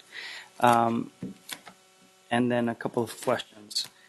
And I'll start with the questions. It would be really good to know the outcomes of the students that are struggling with absenteeism because of the school closures. It was brought up by more than one members of the public and parents in the district as a factor. Transportation, so on and so forth, given the fact that it was a decision by this board that indeed had an impact on those families, and it would help for us to know how then we can help them mitigate that. And I think that it's an issue that has been brought up before, but as we're specifically talking about this particular issue today, that's one. And then lastly, what I would like to do is offer an anecdote and something that touched me very personally when I first came to the board. Just across the way here, the parking lot, we had a small high school, Genesis, and it got shut down. And I remember that was a very difficult decision because of the way that the closure happened on those parents. And what happened is a presentation was given to the parents. They were pretty much given the notice this is going to shut down, even though the school hasn't school board hasn't really acted on it. There were parents that had questions. Their questions had not been answered. So in Spanish, I basically approached them and I asked them, what can I answer for you? What I cannot, I will pass on to staff and they will get back to you. And one of the ideas that was floated on how to deal with the closure of Genesis was to perhaps keep the small school as a unit at Hiram Johnson. At least that's one of the nearby staffers offered to them as we were dialoguing. And one of the parents basically kind of automatically stepped up and said, why? When my son was going there, because he was removed from Hiram Johnson and started attending Genesis, says when my son was at Hiram Johnson, he got into fights just about every day. And yes, he's struggling here at Genesis academically, but he's doing better and he's not getting into fights. And so to me, that was a huge wake-up call about how we were looking at the closure just on a very single filter of just consolidating students, but we were not paying attention to the cultural differences and to the different dynamics going on in different neighborhoods. And so I was pretty upset about that. I brought it to the staff. I brought it to the board meeting. There was dialogue about it, but nonetheless, I would like to bring it back up because many times we make decisions with that filter, which is an administrative one. We're thinking numbers, we're thinking adjustments, but we really don't pay attention to the lives of the students many times. And so as you continue to do the great work that you're doing, I really would like for you to consider your rubric of ideas of how you define, how do you address, how do you communicate with parents to consider this, that many times there are cultural differences. And, you know, I told the superintendent and board back then that we don't create the problems out in the community. Issues of gangs, issues of violence, I mean, those issues don't start in the district, but those issues start in the community and they spill into the district. And we do have a responsibility that when we're making decisions, to at least be aware of them so that we impact students in the least. And if anything, we help them in the most, right? So that is still a very important issue that I think that we need to always keep in mind when we're considering how do we help our students and not forget that it has happened and will continue to happen. How do we cope with it? Thank you. Vice President Pritchett. Thank you. I just have a couple questions. First off, I have a daughter in high school in our district, and I get almost a daily call from the automated system saying that my daughter missed one or more classes. And I've been down there asking questions, trying to find out, or making phone calls, and it comes to find out that she's involved. She has a student government at 0 period. She has a 7th period. She's always being pulled out for student government to do something around the school. And when she doesn't show up for a class, I get the call. So my question is, in the chronic, not truancy, but in your portion of this for chronic absences, how is that calculated in this? Is it fixed at the school level? Because it shouldn't take a parent to call and say, my daughter was at the school and she was involved like decorating the halls for student government, and that's why she missed class, right? Because she's in school, and half the time I don't even know that she's in the hall decorating for student government. You may be able to answer that a little bit more.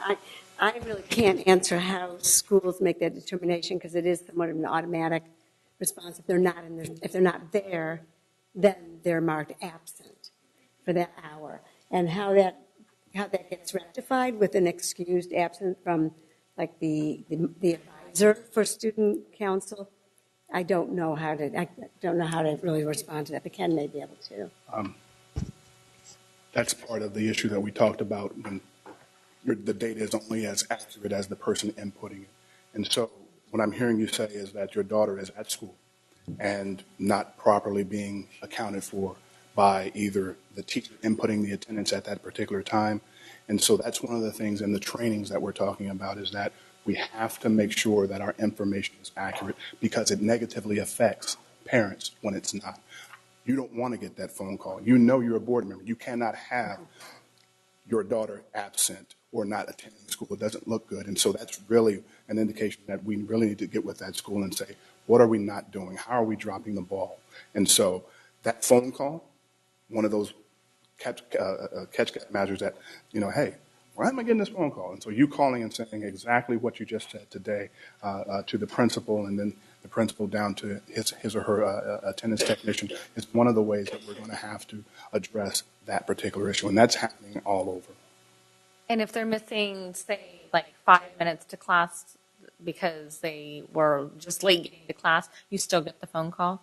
Is that how it's supposed to be working? Because that seems to be what's happening. If you're missing 5 minutes of class, that's considered a Z code in our current Zangle, and that's less than 30 minutes. And so the only time that you should receive a phone call to a home is when that student has an unverified absence, meaning we don't know where they are.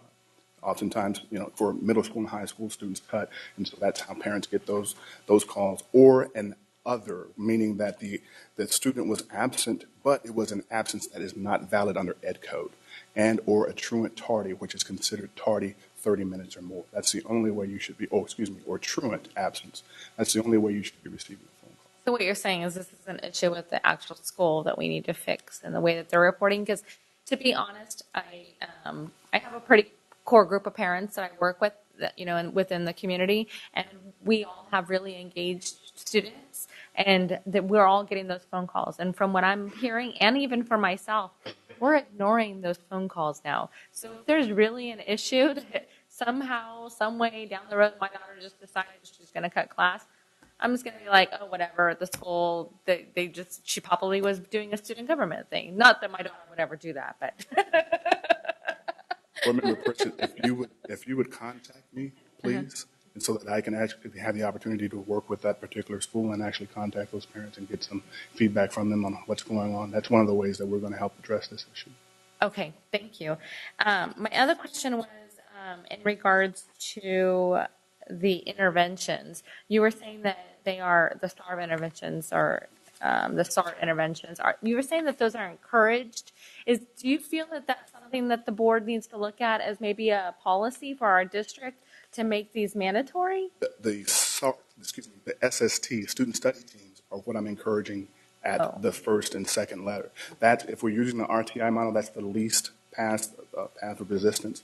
We get that first letter. Like I said, it's usually the attendance issues are dealt with after the first letter. But the second letter, if I get a second letter, let's take a look and hold a student study team at the school site. I believe that needs to be put into the regulations, that hold that meeting with the principals, the parents, and the teachers, and let's educate them now at this point so that they don't have to get a third letter and then end up coming to our PAC meeting. So early intervention, and that would be wonderful. One of the things I want to add to that is through Attendance Works, one of the recommendations is that every school has an attendance team. Well, we know if we create one more team, one more group that needs to get together, that everyone's pretty busy. However, what Ken's talking about the SST, using the SST to identify, or a multidisciplinary team that many of the schools have, use that as an opportunity to identify your kids early, these chronically absent kids, so you can think about interventions. So you don't wait until they get those letters. So you come in and you say, what's going on, so you can address the needs rather than waiting. And I think that using the SST process, use it as an attendance team. Doesn't have to be a whole new team. Just use your existing structures and build on them. So you feel that our current system and the way that it's working is working correctly, the way that we want it to work? I believe that the process that we have in place, that we have available to us, is working. And that if we use them and stick by that and use them, you'd see a more positive increase of attendance, I believe, or informed parents. Okay. Great. Well, thank you for the presentation, and I really appreciate all of our guests coming out. I'm also involved with the Parent-Teacher Home Visit Project, and I sit on their board, and I'm really happy to see Lisa here tonight, because I know that their work really says something, and we had a meeting last night. We were talking a lot about how their work coincides with the chronic absenteeism. So I'm really happy to see that they're involved in this. Thank you. Member Hanson.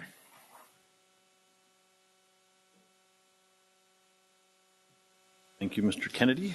A few questions and comments. You noted in there attendance technicians. What's an attendance technician? The person that's assigned to input the attendance that is given to them from the teacher. They contact the parents that have absent students, and they're responsible for tracking those particular calls and contacting those particular students.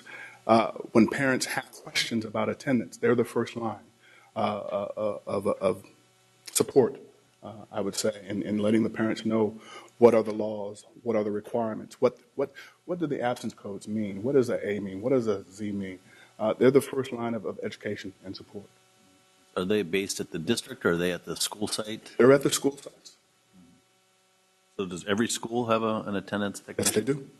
And is it a full-time position, or is it shared with some Some other? are part-time. I'm not sure what are the hours of those particulars, but what we currently have, we didn't have a spreadsheet of who was responsible for attendance at each specific school. So one of the first things we had to do was get a spreadsheet together to see who was working with attendance, and then provide that spreadsheet to our principals and to our attendance technicians to say, hey, not only are you doing attendance at Genevieve, this person's doing it at Bret Hart. And so oftentimes when you can't get a hold of me or somebody in my office, talk collaboratively together. And so that's one of the first things that we did, was let them know who was in this battle with them. And I'm curious, I have not seen a copy of the truancy letter that goes out. I'd appreciate if you can send me a copy. That'd be interesting to see what that is. And then, what does the letter ask the parents to do? So if I get a letter, assuming I open it. Okay. And I'll be blunt. One of those truancy letters has a lot of ed code requirement in it, and so it's not friendly. It's not friendly. I had to find 3 lines where I could enter Sac City Unified School District has efficient personnel that are designed to help, that are there to help you with these attendance issues. Please contact your school and inform them of these particular issues so that it can be alleviated. I had to find some lines in there to put that in there. Per ed code requirement, it has all of the ed code statutes, reading that the parents won't read. And so what I tried to do was move that particular piece up. So it's kind of like closer to what you'll end up reading. They say, oh, they'll help me.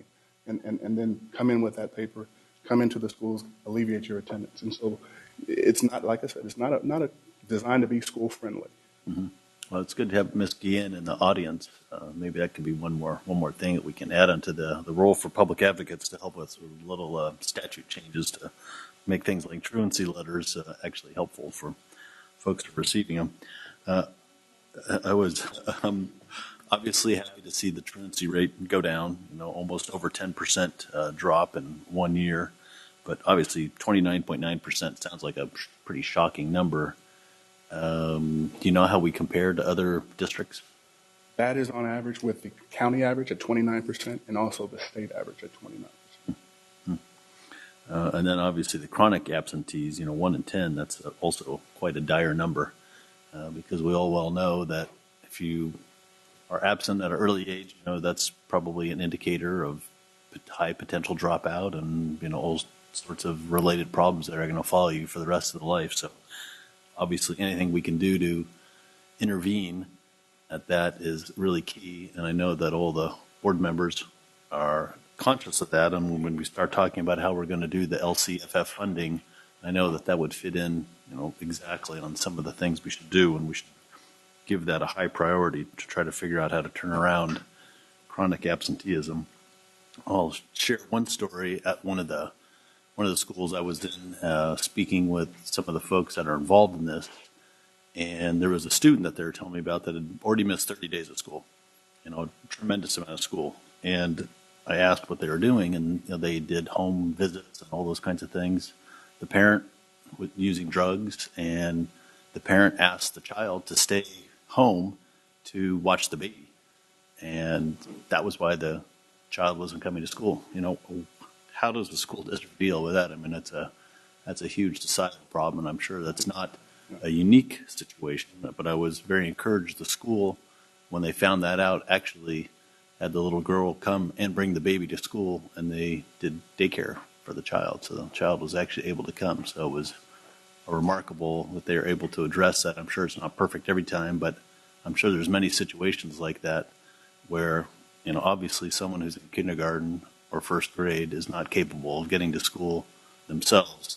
The school district has to intervene, and we have to figure out compassionate ways to be helpful to make the parent and the guardian be accountable for getting their kids to school so that child has a chance to be successful in life. So I appreciate the work that's happening there, and I hope we really continue to get more information, figure out what the data is so we can intervene in those situations and be a real positive force. I guess one of the last things I'll just talk about, I know the parent home visits, I'm a huge fan of that, so keep up the good work, Lisa. Keep expanding it to more schools. I think that's something we should also really key in on when we're doing the LCFF funding and make sure that's a big part of our budget, because I believe that it's effective, and I'd really appreciate, making sure that as much information as you can give us about that to show the success of that will obviously help us make the kind of budget decisions I hope we're able to do in the next coming months. So thank you for the presentation. Member Arroyo. Sorry, and just something that I wanted to ask really quick. So, during the court hearings, for the parents that have to show, and you said that they have 3 options, right? Are the instances where they go through the orientation, it's only when they plead no contest? I'm sorry, say again? Do they go through the orientations in the classes only if they plead no contest? Yes. Okay. And this is something that obviously we want every service for every child everywhere. And, so what's the likeliness of orientations of that sort to be just for every single parent that has to show to court, regardless if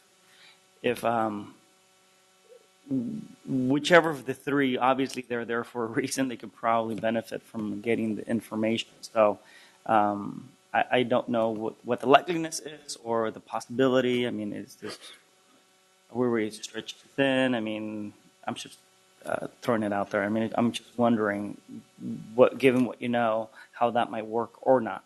It's the court's decision to offer those 3. And the other thing is it's monetary when they offer that DEJ, the deferred entry of judgment. The court offered class is, I believe, $110 or something like that. It's higher than it is to plead guilty. And so when I work with my parents, I'm encouraging them to do the DEJ. And because we have that partnership with La Familia Counseling Services, and they'll make sure that those families at least get that opportunity to work with them and get that charge taken away and show proof to the courts that they understand the issue and they are working to alleviate it by making sure that their children have not missed school during that time. And so that would be something at the court level to probably bring up to them, and I can definitely do that. The judge is Judge Boer Uri, and I can make that comment and get back to you.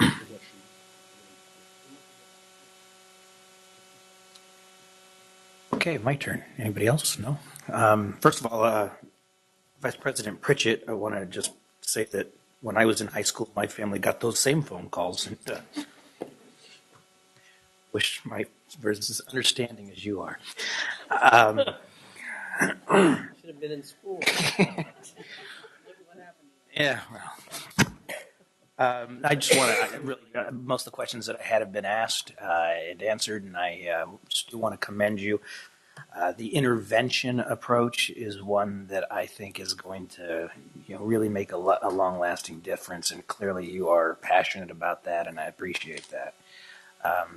Rather than just the punitive. I also appreciate the efforts you have made, all of you, to really go out and find the partners necessary to make this thing work. It's amazing. I mean, the list here from just the UC Davis Community Link Attendance Works, the parent-teacher home, of course, city, you're working with La Familia, and then when you get to the Partners Against Chronic Truancy, the DA, DHS, CPS, the judges. I mean, this is a truly a community-wide, community-based problem, and you're approaching it with a community-based approach. So I commend you on that. So thank you very much for your work. Thank you for coming in at just 2 minutes over your allotted 30 minutes. I appreciate it. Okay, 11.0, future board meetings. February 20th is our next meeting. March 6th is the following meeting. And with that, is there a motion to adjourn? So moved. Moved by Member Arroyo, seconded by Vice President Wu. All those in favor? Aye. Opposed? Abstaining?